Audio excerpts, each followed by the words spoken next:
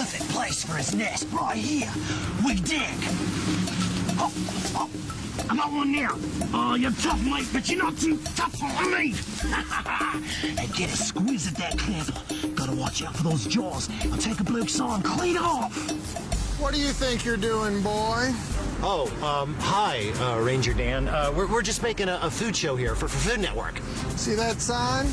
This area's off limits to shellfishing. Oh, yeah, I know. I mean, we're not gonna eat this. We're just here because we like the light. Clams are commensal organisms, son. You know what that means? Well, yes, sir. It means that they're filter feeders. Lowest rung on the food chain, right next to lawyers. If it's in the water, it's in the clam. Yes, sir. I really do understand that. I'm gonna need to see your permit. You don't understand, Ranger. We don't have a permit. We're just here because we're shooting a TV show and you like the light. Yeah. I'm gonna need to confiscate this. Well, You take this clam, put it in fresh water for a few weeks, and it'll depurate. Means basically it'll self-clean or detox itself. Pay attention, son. Yes, sir. You're gonna make a food show. You need to take clams from certified waters, treat them right, cook them simple, and they can be mighty good eats. Hey, that's the name of my show. Wait. Have a nice day now. That's a lot of clams.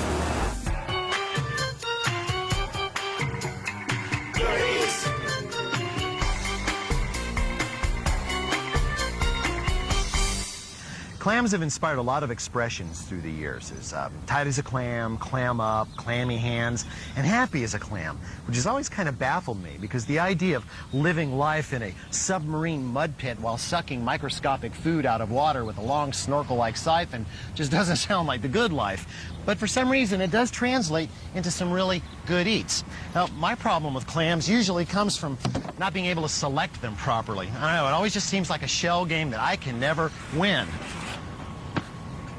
See what I mean? I mean, let's face it, it's easy to tell a razor clam from, say, a goduck. But when you get into all those other nicknames, little necks, breaknecks, cherry heads, I don't know, things get confusing for me. Of course, in this day and age, it's always easy to find expert opinions, if you're willing to look. Hi, Robert, how are you? Hey, Alton, how you doing? I'm good good to see you. So I've come to talk clams. Well, that's what we're here for. I have some issues. Mussels are mussels. Oysters are oysters. Basically. But there's like 20 different names for clams. Are they all different species? No, not at all. Give me a primer, please. Well, these are mahogany clams. We also call them golden necks. They're from Maine. Grow in very cold waters. These are steamer clams that occur naturally from Maryland to Maine. Why aren't they closed? Well, they don't close all the way. They kind of hang out open a little bit. These are the ones that are legendarily dirty on the inside, right? Because they stay open. Right. And then manila clams from the West Coast. Okay, so each one of these are a distinct species. Very different species. Right. Is there a lot of difference in the flavor between, say, this mahogany and this manila? I think so, but preferences are preferences. Certain Okay. people like the mahogany better than a manila. I think the manila is a little less salty than a mahogany. Pacific Ocean's less salinity than the Atlantic. That makes sense. And the mahoganies have a little bit of a stronger flavor than our traditional hard shell clams. Okay, now see, these are the clams that I think of when you think clam, right? Just about every restaurant in the country, when you say clams, you're going to get a hard clam. Do these all have a different name, though? Yes, and the name is based on the size. Okay, run me down. Basically, we have little necks, middle necks, top necks, and cherry stones. Okay, so we got like toddlers, adolescents, adults, and grandparents, so to speak, Right. all with those different kinds of names. Is there a lot of difference culinarily speaking between this guy and this guy? A lot of people like a little neck because it's more tender. It's Okay. got a little bit sweeter meat than a cherry stone, which is going to be larger, tougher, harder to chew, and probably have a little bit more strong flavor. That makes a great deal of sense. So these I would eat probably raw on the half shell, or I certainly could. These maybe. These guys I'd probably cook. And those guys I'd probably cut up into pieces and cook. Yeah, I would shuck those and use them for chowders and stews. Okay, so that would be a great clam chowder clam, and that would be a great clam for just eating. Shopping for these, any different than shopping for other bivalves? No, not at all. Basically, what you want to do is go to a reputable retailer. Meaning they keep the tags. Oh, yeah, absolutely. You want to They make have the bed sure and tags. have a tag. All retailers have to keep a tag on hand for 90 days. 90 days. That contains information like where it's from, when it was harvested, the whole kit and caboodle. That's correct. Okay. Any other pointers? Want to make sure that they're good and hard. You want to make tightly closed. You get your shellfish, you tap a couple of them. If they sound like rocks instead of hollow, Yeah. that's what you're looking for. A nice, firm sound that doesn't rattle or sound hollow. Hollow would mean either a dead clam or one that's full of mud or whatever. It's not a good thing. All right, great. Now that looks like, we got about 2 dozen there? Yeah, it's a 24-count Sea Perfect clam. Well, I'm starting off with on the half shell clams, so I'm going to take these. Robert? Thank you very much, sir. See you soon. Good to see you. This collection may represent the best-known market varieties, but there are other clams out there. For instance, if you were to dive deep into the South Pacific or Indian Oceans, you might come across Tridacna gigas, or the giant clam, which can reach 600 pounds and over a meter across. Now, the lips of this beast in particular are considered delicacies, but they're not always easy to harvest. Ouch.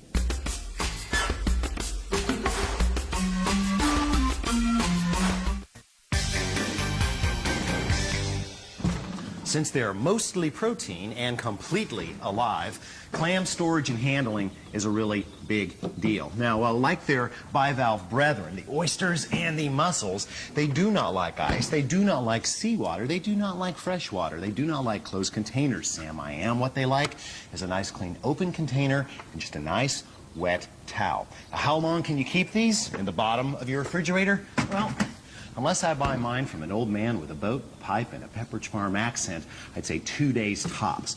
There is a long-term storage scenario involving a zip-top bag, some clean clams, and your freezer. You can get about a month out of them here, but I only suggest you do this if you're planning on either steaming them or using them in soup. Now, unlike their bivalve brethren, clams live in mud, and because of that, they get dirty. Since they are mud dwellers, most folks think that the first step to preparation is to purge the clams of any inner grittiness. Methods range from a 4-day soak in seawater to a quick dip in a cornmeal slurry. Now, personally, I don't prescribe to these points of view. The truth is it's just not necessary. Today's clam supply, commercial clam supply at least, are as squeaky clean as the inside as a good used car. The outside, that's another matter. There's a good bit of grit on these guys, so as soon as I get them home, I like to give them a bath. A wet bath shouldn't finish with a nice towel rubbed down. Truth is, this probably removes more of the grit than the water does. You know, one of the really nice things about clams is that, like oysters, they can be eaten either raw or cooked. Of course, if we go with the raw option, we got to get in there. A clam's shell is his fortress, and as we all know, a fortress can be a very tough place to get into, unless, of course, you know its weaknesses. Faulty drawbridge, weak rampart, shallow moat. Now, let's consider the clam in the same light. Here we have the hinge, and it's flanked on either side, and the inside, of course, by 2 adductor muscles. Very tough customers. They hold the shell shut. No entry will be gained there. Physics would suggest that we approach here, the furthest point from the hinge. But the shell here is so thin and brittle that it will crumble at the mere sight of approaching weaponry. But here, just on the edge of this curve, not only is the shell strong enough to support a breaching action, but there's actually a little slot in which weaponry can be deployed. Which brings up the question, what weapon? This is a clam knife. And next to a ball-peen hammer, I'd say this is the best way into a clam you can find on the planet. It is designed 100% for gaining access to an ornery bivalve. Short, stout blade, sharp on one side, and a nice big handle which gives you leverage. The problem is, I can't find anything else that this is good for. And as I've said time after time, there's only room for one unique tasker in my kitchen. Luckily, there is another piece of cutlery that can gain access to a clam, a regular old butter knife. But we are going to have to coerce the clams into cooperating. Here's how. You and I might not think of a half hour in a freezer as being very relaxing. Luckily, clams do. Now, simply insert the edge of a butter knife right at the end where the most curved part of the shell is, next to the hinge, and then lever it open. Do your best not to damage the inner meat with the knife, though. Just use your fingers. Now, the meat's only going to be connected right at the hinge and at the adductor muscle. Just scrape that off of one shell if you're going to cook them in the shell. If you're going to eat them out of the half shell, you want to scrape it off of both sides. There. Sure, we could enjoy these little jewels unadorned, or maybe with just a spritz of citrus. But hey, why not make up some mayonnaise, you know the one, and spike it up with maybe some grated horseradish, some basil, other herbs, roasted red peppers maybe, or what the heck, chipotle peppers. Hey, that's going to cost you a couple clams. And who do we know that would be packing this for money? Hey, Fred Flintstone wasn't the only guy who used clams for currency. Yeah, apparently not. In fact, the Latin name for clams is mercenaria, which derives from the fact that clamshells were used for wampum. Wampum. Ah, that is the ancient Native American tradition of using clamshells as money. Well, actually, wampum were beads that were carved and polished from clamshells, and the purple ones had the most value, as you can see. Purple is very rare on these quahog clamshells. Yeah, tell me something. How does one get stuck with a name like quahog? Oh, quahog is a corruption of the Narragansett Indian term, which is more like poquahawk.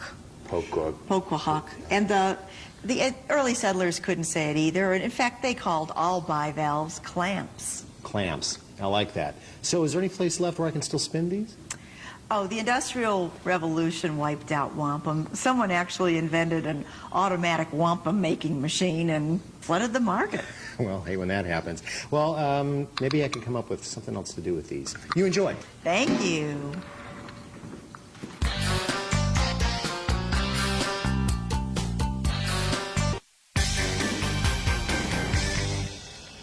You may not be able to use wampum to cover the mortgage on your wigwam anymore, but that doesn't mean that these don't have culinary currency. Show you what I mean. Go ahead and shuck about 2 dozen cherry stone clams. Only this time, instead of severing the adductor muscles on both sides of the shell, just separate one side, just so that you've got the entire clam in one side of the shell. Then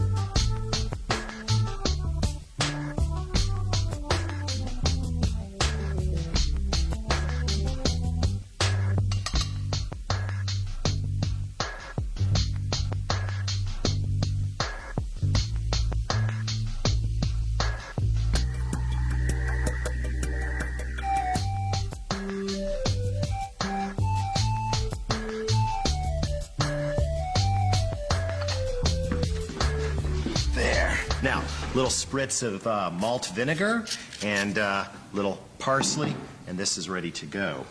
There. Now, before you start complaining about the bacon fat, I'm going to remind you that besides protein and omega-3 fatty acids, this serving of clams delivers as much iron as a like-size serving of beef liver. But, unlike the liver, these come on their own little plates.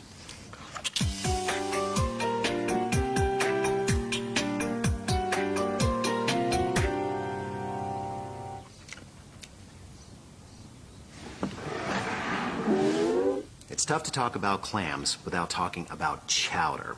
The word's actually from the French chaudier, or cauldron, but as a culinary tradition, it refers to the pot of seafood stew that fishermen used to keep going on board while they were out to sea. Now, although it was European in origin, this tradition made it across the North Atlantic, eventually to Nova Scotia, and then into New England, where it came to mean any chunky fish or clam stew that had potatoes in it and was enriched with milk or cream. Of course, a whole other tradition evolved on the island of Manhattan, where the milk was replaced with tomatoes. Leave it to city folk to fix what ain't broke. Whatever. You probably can't even spell tomato. I'd love to take care of this dispute somehow, but I am not a nutritional anthropologist, so I really can't.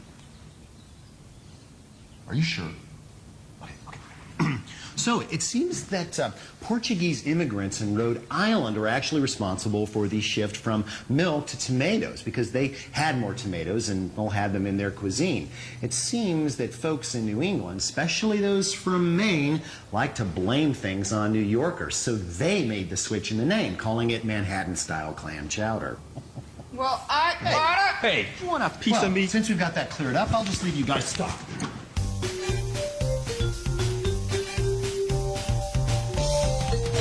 one thing that I have found that all chowder heads agree on is the great chowder starts with salt pork. Now, if you can't find salt pork down at the old Mega Mart, just go with slab bacon. It'll be good, but it won't be quite the same. So we've got 3 ounces here. I'm going to render that. That is, heat it slowly until most of the fat comes out of the pieces. Just keep this moving over medium heat. You'll know you're done when you can see that there's a lot of fat in the bottom of the pan and a lot of little bitty brown crispy things. Now, since this chowder doesn't depend on these little jewels, I'm going to take them out to keep the fat down. Of course, if you just happen to salt these and take them off to your bedroom at night, and, well, never mind. Next in, 1.5 cups of onion, chopped fine. Just keep tossing these over medium heat until they are a little soft and translucent. Once those are soft and golden brown, I'm going to go with 6 cups of russet potatoes cubed. That's about 3 large potatoes or 4 mediums. And just enough whole milk to cover. I usually prep about 4 cups worth. Sometimes you need it, sometimes you don't.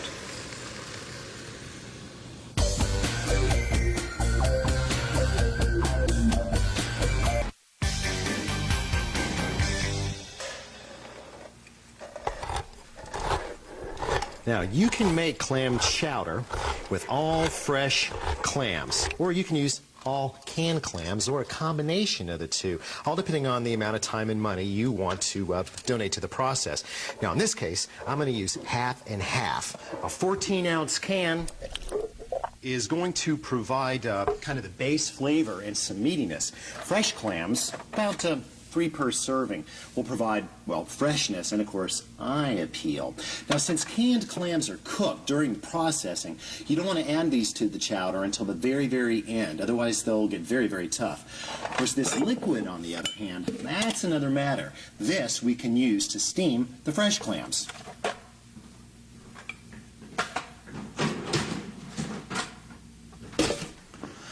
Most cans of clams have about a cup of liquid in them. If you find that you've got a little bit more, just go ahead and dump it in here. If you're a little short, though, you might want to add some water just in case you run dry. Now, here come the clams, 12 of them. And I like to use a steamer basket for this because it lets me use the smallest pan possible. Smaller pan, faster cooking, right? Okay, cover tightly and put the spurs to it. Well, thank you, Thing. In about 5 minutes, you're going to start to see steam wisp out from under the side of this lid. That's when you want to start checking on the clams, okay? Because as soon as they open up, they're ready to come out. If they continue to cook, they're going to get tough. That's not the kind of thing that you want in your chowder, so keep an eye on it. Speaking of keeping our eye on things, it looks like our potato mixture is nice and soft. Now, traditional chowder heads are kind of divided about viscosity issues. A lot of people think that it ought to be thin and milky. Others think that it ought to be creamy. And in most restaurants, at least, that means adding a lot of, well, cream, which just raises the fat.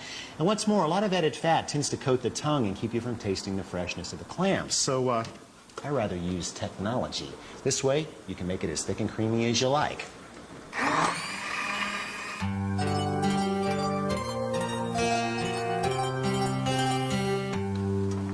Well, it would appear that it's time to start checking clams. And of course, if we've got our timing right on everything else, then, well, everything should come together nicely.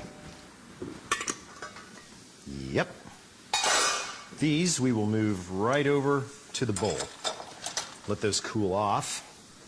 This liquid is going to go straight into the chowder base. And I only like to add about half of it before giving it a taste. Why? Well, because it's pretty darn salty, and I don't want to oversalt anything. So, perfect. I'll hold off the rest of that for, well, the next batch. It does freeze quite nicely. So, off to get some bowls. Fold in the chopped clam meat, and you're ready to serve. Oh, but of course, you don't want to forget your little shell clams right around the edge. And you don't have to stop there. A little Pepper is always welcomed on chowder, as is, well, heck, a little sour cream just to bring out that dairy thing. And heck, I like a little parsley to boot. If you happen to be a big fan of Manhattan clam chowders, tomato is still appropriate. There. Now we've got a soup that a down east boy and an uptown girl can get all cozy with, right? Well, there's always hope on Good Eats. Dig in, kids. Isn't that good?